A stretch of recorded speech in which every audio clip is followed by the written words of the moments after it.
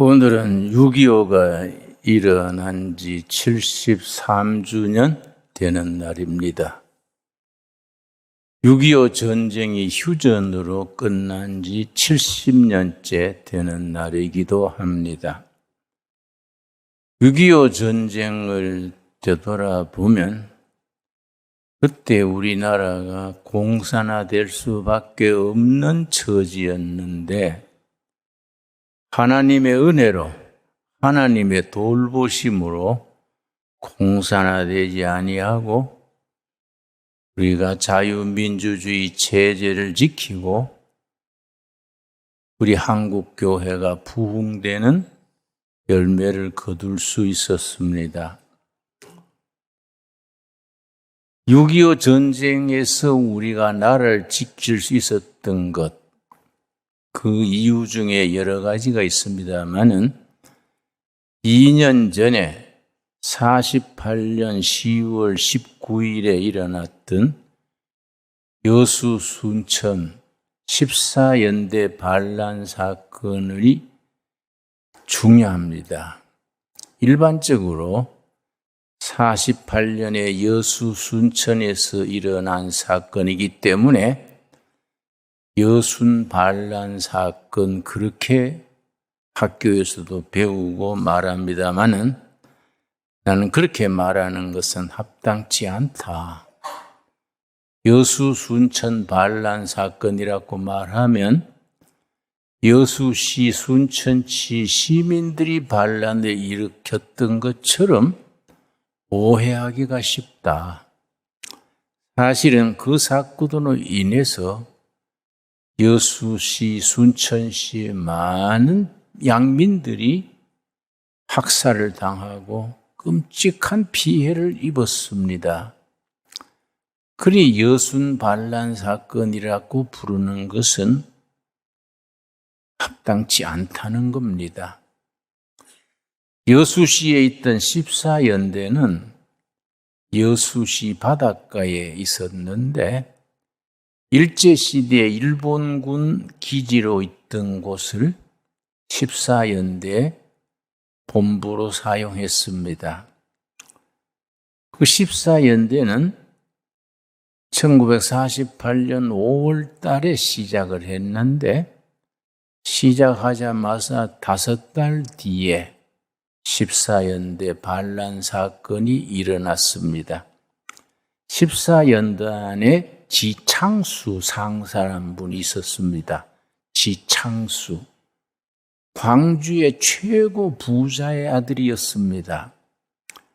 우리나라 공산주의 역사를 공부해 보면 신기하게도 지주 아들, 부잣집 아들들이 공산주의 사상을 받아들여 가지고 앞장선 예가 참 적지 않습니다. 지창수 상사는 말을 잘하고 지도력이 있고 광주 최고 부자의 아들이랬는데 공산주의 사상을 받아들여 가지고 육군 상사로 14연대에 들어가서 14연대 공산주의 조직 책임자가 됐습니다. 그런데 그해 4월 3일에 48년 4월 3일에 5월 10일 선거를 반대하는 반대 시위가 제주도에서 일어났습니다. 그걸 제주 4.3 사건이라고 부릅니다. 거기에 반란군을 진압하라 지시가 이제 48년 10월 19일에 14연대에 떨어졌습니다. 그때 14연대 지창수 상사의 배후 지시하는 공산주의 군사 책임자가 이재복 목사입니다. 우리 신학교 선배입니다. 평양신학교를 나오고 일본 고베에 가서 유학을 하고 영천중앙교회 목회를 했는데 이 사람이 평양 신학 출신으로서는 이상하게 공산주의 사상을 받아들여서 박헌영의 짙게 아주 충신이 돼가지고 남조선 모든 공산당 군사 책임자가 됐습니다. 이재복 목사입니다. 40대 대구 영천 주안교회 목사였습니다. 이재복 목사가 14연대 지창수 상사에게 지시를 했습니다. 제주도에 파견 가라는 걸 거부하고 반란을 일으켜서 모든 군대들 속에 좌익 세력을 규합해서 체제를 전복하는 신호탄을 올려라. 그래서 48년 10월 19일 날 저녁 오후 8시에 운동장에다 모여서 배를 타고 제주도로 가게 돼 있었는데 그 부대 안에 김중회라고 김지혜라고 지난주에 말씀드린 목사의 딸 우리 윤경혜의 남편이지요. 조경혜입니다. 조경혜. 목사의 딸의 남편인 김지혜가 북한에서 파견된 중위랬습니다. 그 사람들이 매일 저녁에 모여서 공산주의 사상을 사병들에게 강의하고 했었는데 이재복 목사가 제주도로 파견 가는 그날 모여서 반란을 일으켜라 지령을 받고 오후 8시에 18시니까 이제 오후 6시겠네요. 다 모여가지고 비상나팔을 불었습니다. 그러고 한 50명이 14연대 안에 있는 공산당 세력이 먼저 무기고를 점령하고 그 장교들이 모여서 회의하고 있었는데 그날 그 자리에서 장교 21명을 사살했습니다. 그리고 비상나팔을 불어서 운동장에 3,000명을 모았습니다. 그 지창수 상사가 아주 웅변가렸습니다. 우리가 제주도에 가서 동포를 죽일 수 없다. 비제국주의 하수인 노릇을 할 수 없다. 북조선 인민군이 38선을 남하해서 쳐내려오고 있다. 이승만은 비행기 타고 일본으로 도망갔다. 우리가 여기서 일어나서 인민군에 대해서 북상하면 대전에서 만난다. 그러면 우리 조국 해방이 이루어진다. 일장연설을 하니까 그 안에 있던 이제 군인들 중에 3,000명 중에 제주도 안 가는 거는 이해하겠는데 인민군은 될 수 없잖소. 상사, 사병들이 몇 명이 그러니까 준비하고 있다가 그 사람들을 다 잡아내가지고 3,000명 보는 앞에서 총살했습니다. 그래 공포 분위기지요. 3,000명이 여기 따라가는 겁니다. 5시간 만에 여수시를 점령했습니다. 5시간 만에. 여수시를 점령해가지고서는 공시인민위원회 회원이 23명이랬습니다. 여수시에. 그 사람들 동원해서 이 붉은 띠를 띠고 집집마다 방문해서 한 집에 한 사람씩 공설운동장에 모여라. 4만 명을 모았어요. 4만 명이 모인 자리에 지창수가 아주 열변을 토해서 우리가 시민 봉기를 일으켜서 이 정권을 뒤집어야 된다. 그 자리에서 통과시킨 게 육개조입니다. 육개조. 내가 그 얘기를 왜 자세히 하느냐 하면은 너무 알만한 사람들이 사실을 애곡해서 우리가 사실 자체를 말해야 되는데 너무 가짜 뉴스지요. 그러니까 우리 교인들도 헷갈리는 거지요. 사실 남한에서 기독교인이 제일 많은 곳이 여수시입니다. 여수시에 내가 집회를 갔었더니 교회 꽉 모였는데 시장도 오고 경찰서장도 오고 지역 국회의원도 오고 도지사까지 집회에 왔어요. 그러나 그 담임 목사님한테 여수 집회는 어떻게 시장, 도지사, 국회의원까지 다 옵니까? 그랬더니 그 목사님이 그랬습니다. 여수의 기독교인이 35%입니다. 교회에 인정 안 받으면 국회의원이고 시장이고 할 수 없어요. 그만큼 여수시가 기독교인이 강합니다.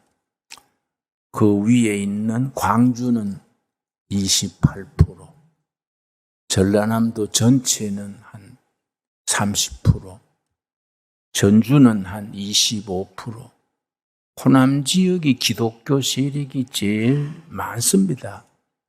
부산은 기독교가 7%밖에 안 돼요. 그리고 대구는 한 8%. 호남 쪽이 기독교가 훨씬 강합니다.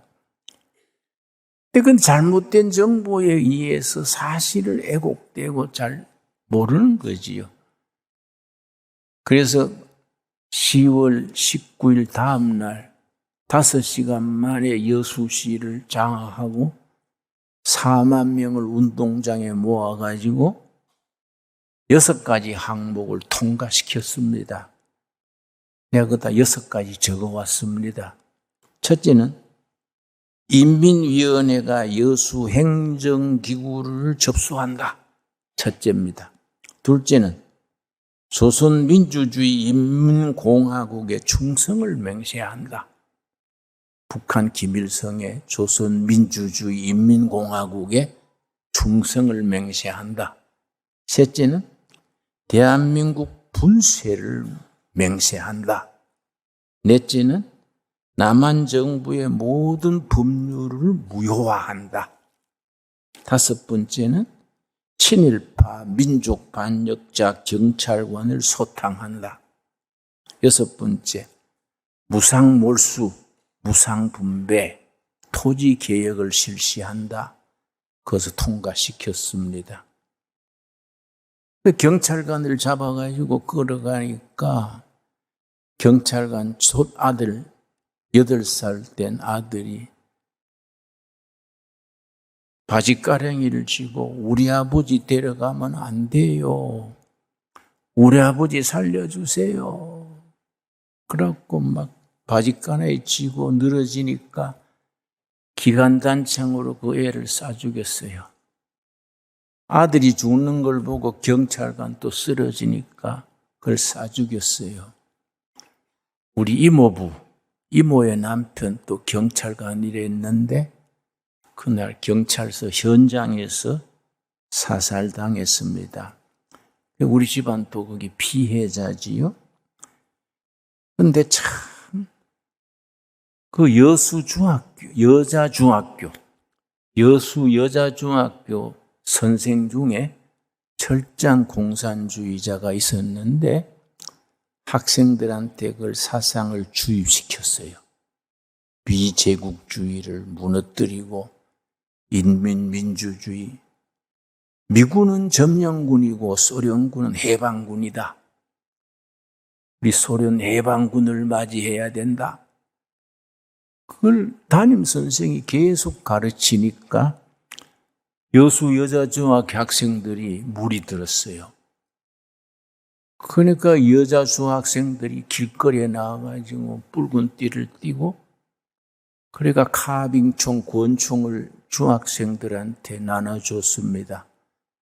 나중에 국군들이 진압하러 오니까 여중생이 치마 속에 카빙총을 숨겨가지고 국군한테 아저씨 날 좀 도와주세요.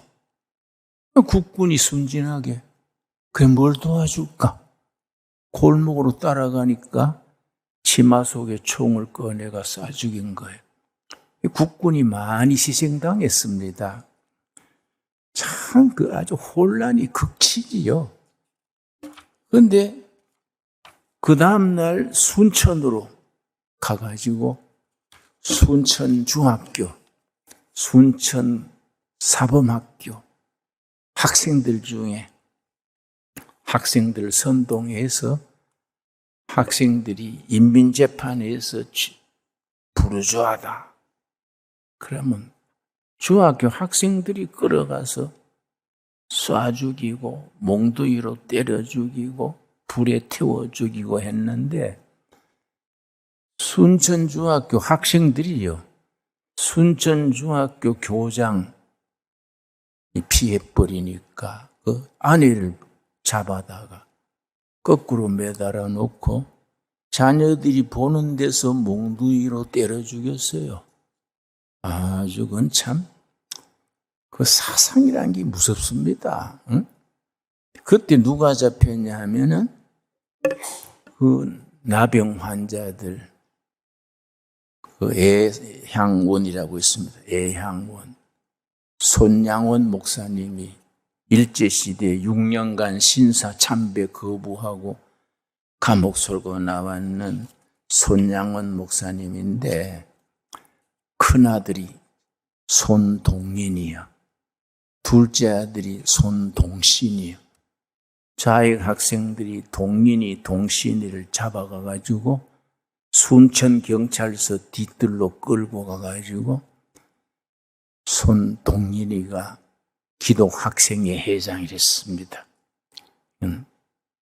반미, 저친미 앞제비다 해가지고 머리에 띠를 두르고 총살하려니까 동생 동신이가 우리 형은 맞으니까 부모 봉양해야 되고 나를 대신 처형하시오. 울면서 애걸 하니까 그때 동신이가 눈을 가지고서는 전도를 했습니다. 아주 그걸 그때 주위에 있던 사람들이 그대로 전했는데요. 그 자리에서 전도한 거예요. 이 동인이가. 내가 죽고 난 후에라도 너희들은 회개하고 예수를 믿어라. 눈을 가리고서. 나는 천당으로 간다마는 너희는 무서운 지옥의 형벌을 어떻게 면하려 하느냐? 회개하고 예수를 믿어야 살 길이다. 그때 쏴 죽였어요. 형이 쓰러지니까 동생이 현 시체를 붙들고 왜 죄 없는 사람의 피를 흘리느냐? 피 흘린 죄를 어떻게 면하려 하느냐? 이제라도 회개하고 예수를 믿어라. 동신이 순천중학교 학생이요. 그러니까 이 녀석은 형보다 더 지독하다. 그 자리에서 쏴 죽였어요. 아주 그 유명한 사건입니다. 그래서 이제 토벌군에 의해서 지리산으로 모두 도망간 뒤에 동인이 동신이 장례식을 지내는데 그 아버지가 참 우리 역사에 교회 역사에 정말 위대한 사건이지요. 손양원 목사님이 두 아들 장례식에서 자기 축사를 하는데 그 전날 밤에 밤새워 적었어요. 두 아들 장례식에서. 뭐라고 적었냐면은 여러분 내가 어찌 긴 말로 답사를 하겠습니까? 내가 아들들의 순교를 접하고 느낀 몇 가지 감사의 조건을 이야기함으로 답사를 대신할까 합니다. 축사가 아니고 답사지요. 답사. 장례식에서요. 10가지 감사를 말했어요. 10가지 감사. 아주 교회사에 남는 참 대단한 내용입니다. 첫째, 나 같은 죄인의 혈통에서 순교의 자식들이 나오게 되어 감사합니다. 첫째요. 둘째, 허다한 많은 성도들 중에 어찌 이런 보배들을 주께서 하필 내게 주셔서 감사합니다. 셋째, 삼남 삼녀 중에서도 가장 아름다운 두 아들 장자와 차자를 바치게 된 것, 그 축복을 감사합니다. 넷째, 한아들의 순교도 귀하다 하거늘 하물며 두 아들의 순교자가 된 것 감사합니다. 다섯째, 예수 믿다가 누워 죽는 것도 큰 복이라 하거늘 하물며 전도하다 총살 순교 당함을 감사합니다. 여섯 번째, 미국 유학 가려고 준비하던 내 아들, 미국보다 더 좋은 천국에 갔으니 내 마음이 안심되어 감사합니다. 일곱 번째, 나의 사랑하는 두 아들을 총살한 원수를 회개시켜 내 아들을 삼고자 하는 사랑의 마음을 주신 하나님께 감사합니다. 그때 순천 사범학교 5학년 손동인의 1년 후배가 손동인을 죽였는데 그 아들을 잡아서 용서해서 양아들로 삼았어요. 세계의 유명한 사건입니다. 모두 반대했습니다. 어떻게 그런 자를 양아들로 삼느냐. 그랬더니 손양원 목사가 뭐라고 말했느냐 하면은,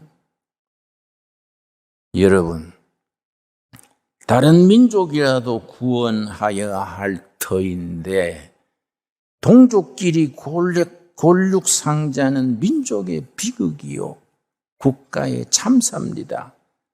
보복행위가 반드시 뒤따를 것이니 이 민족 이동포가 이래 죽고 저래 죽으면 그 누가 남겠습니까? 그런즉 내고 사람을 보내어 두 아들을 죽인 범인을 용서토록 하고 그를 양아들로 삼겠습니다. 그래서 그 살인자를 정부의 청원에서 처벌하지 않고 양아들로 삼았습니다. 아주 우리 교회사에 길이길이 빛나는 일이지요. 그 아들을 자기 양자로 삼는다는 게 쉽습니까? 여덟 번째, 내 두 아들의 순교로 말미암아 이 땅에 무수한 천국의 아들들이 생길 것이 믿어지니 감사합니다. 그 10번째 뭐라 했냐면은 이 같은 역경 중에서 이상 8가지 진리와 하나님의 사랑을 찾는 기쁜 마음, 여유 있는 마음, 믿음 주신 우리 주님께 감사합니다. 참 10번째, 그건 9번째고요. 10번째 끝으로 나에게 분수에 넘치는 과분한 큰 복을 내려주신 하나님께 모든 영광을 돌립니다. 이게 손양원 목사님의 답사요, 답사. 그러니까 우리 역사에 사랑의 원자탄이다.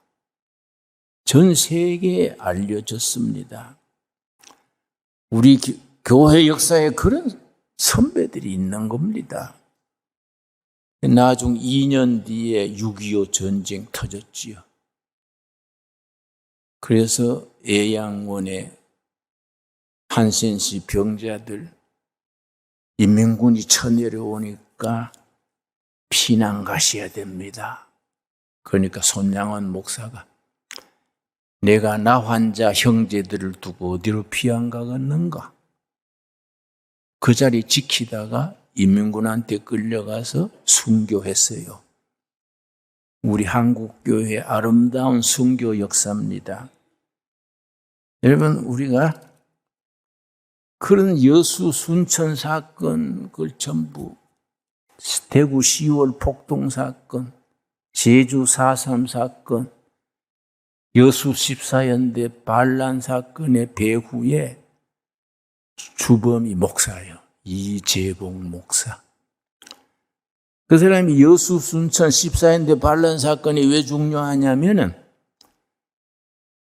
그걸 정부가 수립된 뒤에 2달 만에 터진 사건이니까 특별팀을 만들어 전부 조사를 했는데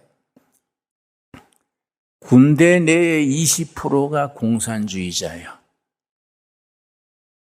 그걸 전부 찾아내가지고 재판하고 제대시키고 처형도 하고 했는데 그때 찾게 된 사람이 2사람이에요.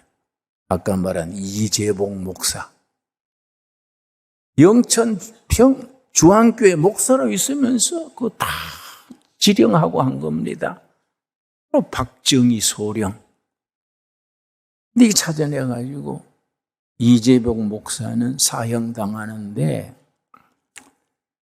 영락교회 집사였던 오제도 검사라고 있었습니다. 이름 들으셨지요? 오제도 검사가 사형을 기다리고 있는 이재복 목사를 찾아갔어요. 목사님, 죽기 전에 좋은 일 한 가지 하고 죽으세요. 내가 사형당할 사람이 뭔 좋은 일 하겠냐? 목사님이 평양신학교 들어갈 때는 하나님의 일하겠다고 들어간 거 아닙니까? 무슨 사정으로 이렇게 된지 모르지만은 마지막으로 목사답게 한 가지만 해주세요. 어제도 검사가 그러니까 그게 뭐인데? 그러니까 밑에 있는 공산 조직 핵심 요원들을 좀 일러주고 가세요. 어차피 공사는 안 됩니다. 마지막으로 좋은 일 하세요. 그래서 그 이재복 목사가요, 오늘 밤에 생각해 볼 테니 내일 와라. 그래서 이재복 목사가 그 다음날 오제도 만나가지고 남조선 공산당 핵심 200명 명단을 줬어. 200명. 그걸 다 찾아내가지고 처리했지요. 그 명단 속에 박정희가 들어있는 거예요. 박정희 소령이. 박정희 소령 또 사형 선고 받았지요. 지난주에 말씀드렸지요. 육사 동기생이 너무 아까워서 정직하고 부지런하고 그래서 동기생 개죽음 하지 말고 전향해라. 전향. 그래서 이제 그 선배가 백선엽이요. 백선엽. 중령이에요. 중령. 박정희는 소령이고 상관이 백선엽 중령 둘이 만나게 했어. 그래서 박정희 소령이 한 번 기회를 주면 내가 나라 위에 헌신하겠수다. 이래가 백선엽 장군이 애를 써서 살렸어요. 그 대신에 자기 군대 안에 있던 공산당 조직 한 300명을 제공했다 그래요.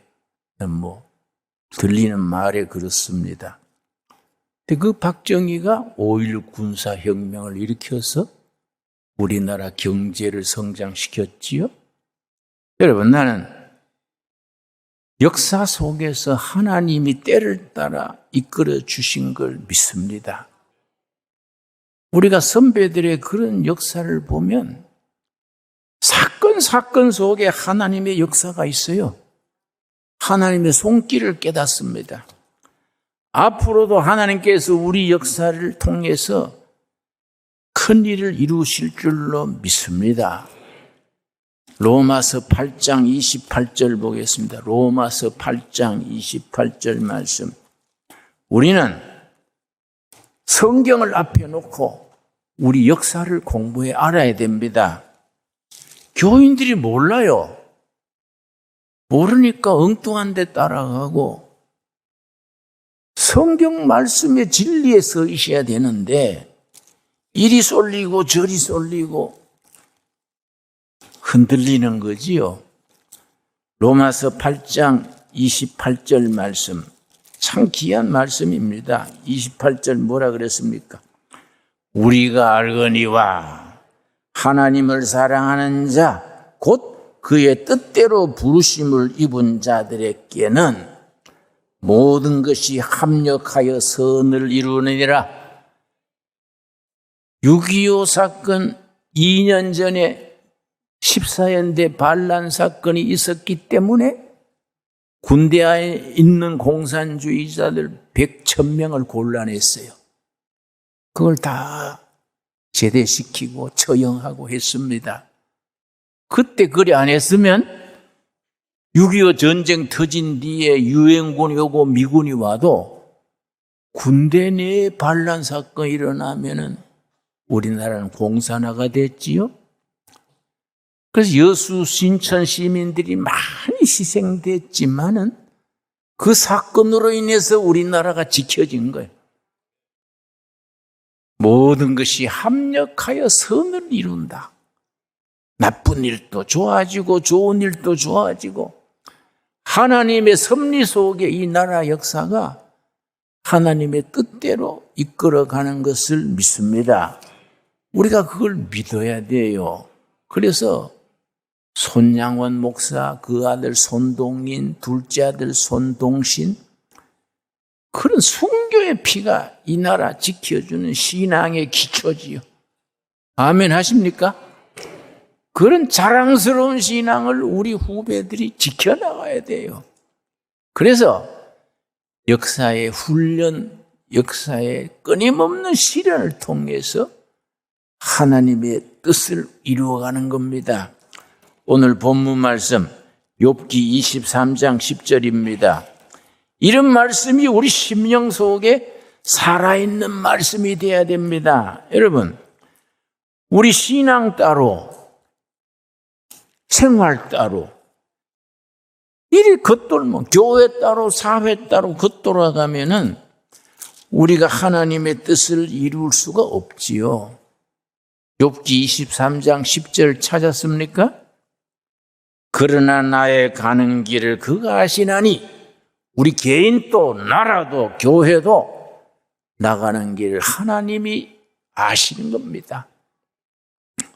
여호와께서 이 나라 이 교회 우리들을 가는 길을 아시나니 그가 나를 뭡니까? 단련하신 후에는 훈련입니다. 훈련. 6.25를 통해서 4.19를 통해서 이런저런 사건을 통해서 우리 민족을 영적으로 정신적으로 단련하시는 거예요. 그가 나를 단련하신 후에는 내가 순금같이 나오리라. 하나님의 훈련, 영적 훈련을 통해서 순금 99.9% 순금 같은 하나님의 역사, 하나님이 쓰시는 교회, 하나님의 일꾼된 성도로 우리가 변화되게 될 줄로 믿습니다. 우리가 6.25를 70주년 맞으면서 휴전 6.25 73주년을 맞으면서 휴전 70주년을 맞으면서 제가 6월 달에 세 번째 6.25 주제로 설교를 드렸습니다. 우리가 기억해야 됩니다. 지나간 역사 속에서 민족의 아픔과 희생과 고난 속에서 하나님의 손길이 어떻게 역사하셨는가? 우리가 그걸 가슴에 새겨야 합니다. 앞으로 우리가 믿음으로 이 나라를 바로 이끈다는 확신을 가져야 됩니다. 이거는 미국의 조지 브리드만이라는 유명한 지정학자가 쓴 책인데 Next 100 Years 100년 후, 책 제목이 100년 후입니다. 여기 아주 이 사람의 학문적인 예측은 90%가 맞아 들어갔어요. 90% 이상이. 이 책의 세계적인 베스트셀러인데요. 한국에 대해서 쓰고 있습니다. 내가 볼 때 한국은 2020년이 되기 전 통일이 될 것이다. 통일 한국의 인구는 7천만이 넘어 일본에 필적할 것이다. 통일 이후 한국은 세계사에서 중요한 위치를 차지할 것이다. 한미 연합 세력이 세계 평화에 기여하고 쓰임받을 것이다. 이게 쭉 나옵니다. 중국은 어떻게 될 것이다. 러시아는 어떻게 될 것이다. 여러분, 이건 뭐 학자의 예측이지요. 우리는 하나님의 말씀이 이 나라를 사명의 국가로, 하나님의 쓰신 교회, 쓰시는 나라로 이끌어 주실 줄로 믿습니다. 그래서 우리가 이런 국가적인 큰 절기 6.25를 맞을 때마다 우리 신앙의 자세를 바로 다듬고 정말 교회다운 교회, 백성들이 박수치고 예수님이 기뻐하시는 신광두레 교회를 이루어서 신광두레 교회 교인들이 비록 변두리에 있는 크지 않는 교회지만은 하나님의 역사에 쓰임받는 교회로 우리가 헌신하고 쓰임받을 수 있게 되기 바랍니다. 기도하겠습니다. 하나님 감사합니다. 이 한국교회, 한국교회 성도들 이 결례를 연단하셔서 온갖 시련과 아픔과 고난 중에 연단하셔서 순금 같은 성도로 세우시고 빛나는 역사를 이루어가게 하셔서 감사합니다. 하나님의 뜻 안에서 모든 것이 합력하여 선을 이루는 역사를 아멘으로 믿게 하여 주시옵소서. 예수님 이름 받들어 기도드려 사옵나이다. 아멘.